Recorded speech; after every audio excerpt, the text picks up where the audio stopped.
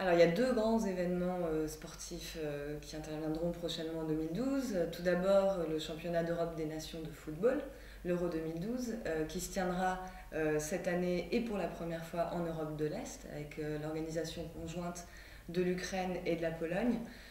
Ça procède d'une volonté de l'UEFA, euh, avec le choix de ces pays, de participer de la logique d'ouverture vers l'Europe de l'Est qui est à l'œuvre depuis la fin du monde bipolaire. Donc c'est un véritable défi aussi visibilité pour ces deux pays. Et d'ailleurs le slogan qu'ils ont choisi pour cet Euro 2012, c'est Écrivons l'histoire. Donc un véritable enjeu de rayonnement pour ces deux pays.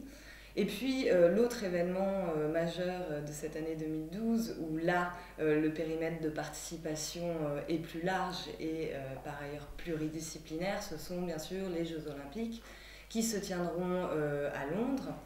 Ce sera la première fois qu'une ville accueille pour la troisième fois les Jeux Olympiques depuis leur restauration à la fin du XXe siècle. Cette édition des Jeux de Londres en 2012 sur le continent européen s'intercale entre celle qui a eu lieu 4 ans plus tôt et à Pékin et qui avait mis la Chine à l'honneur, le continent asiatique à l'honneur, et puis celle de 2016 qui, là, avec le Brésil, mettra le continent sud-américain à l'honneur.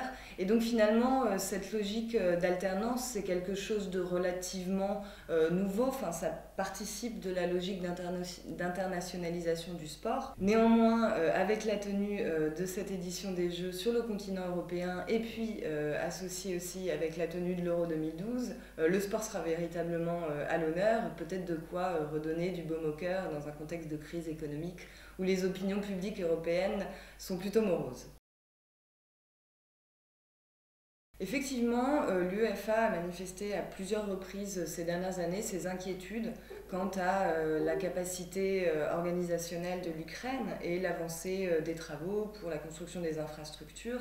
Il y a eu notamment une très grosse polémique qui a rythmé toute l'année 2008 et qui est allée jusqu'à envisager de retirer l'organisation des Jeux à l'Ukraine, dans un contexte de crise économique où effectivement le pays a pris énormément de retard dans la construction des infrastructures.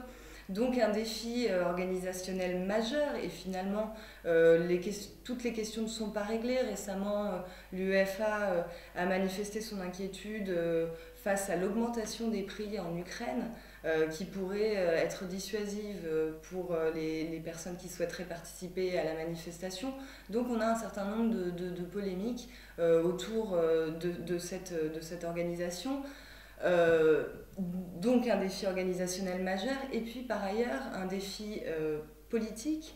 On est dans une situation en Ukraine où l'ancien Premier ministre Yulia Tymoshenko est actuellement emprisonné, a fait l'objet d'un procès pour lequel l'Union européenne a émis un certain nombre de réserves, donc on peut s'inquiéter du fait que cet événement en Ukraine soit aussi utilisé comme caisse de résonance pour dénoncer cette situation politique par un certain nombre d'acteurs.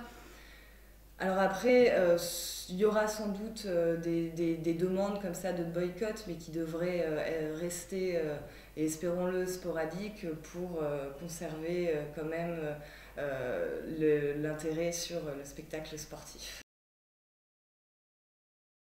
Au-delà de l'enthousiasme que suscite la tenue de cette manifestation à Londres, il y a effectivement le spectre du terrorisme qui occupe beaucoup les esprits. Depuis un certain nombre d'années, les compétitions olympiques sont de plus en plus surveillées. En 2004, à Athènes, on se souvient, l'OTAN avait été réquisitionnée pour encadrer, sécuriser les compétitions sportives et les athlètes. Et donc c'est une problématique qui est de plus en plus prégnante lors de ces événements. Alors dans le cas de Londres, le souvenir est très fort des attentats de l'été 2005, des attentats islamistes de l'été 2005. Donc les autorités sont mobilisées avec un budget de plus de 700 millions d'euros pour garantir la sécurité. Outre le terrorisme islamiste, il y a la question d'éventuelles revendications nord-irlandaises et puis surtout la problématique du terrorisme importé et des organisations qui vont utiliser la caisse de résonance, la visibilité qu'offrent les Jeux pour faire valoir des causes nationales. Là-dessus, l'exemple historique emblématique, c'est les attentats perpétrés, enfin les athlètes israéliens qui avaient été tués par des extrémistes palestiniens lors des Jeux Olympiques de Munich en 1972. Donc il y a véritablement des inquiétudes et depuis, dans le monde post-2001, effectivement, les Jeux Olympiques sont de plus en plus l'objet d'une surveillance importante.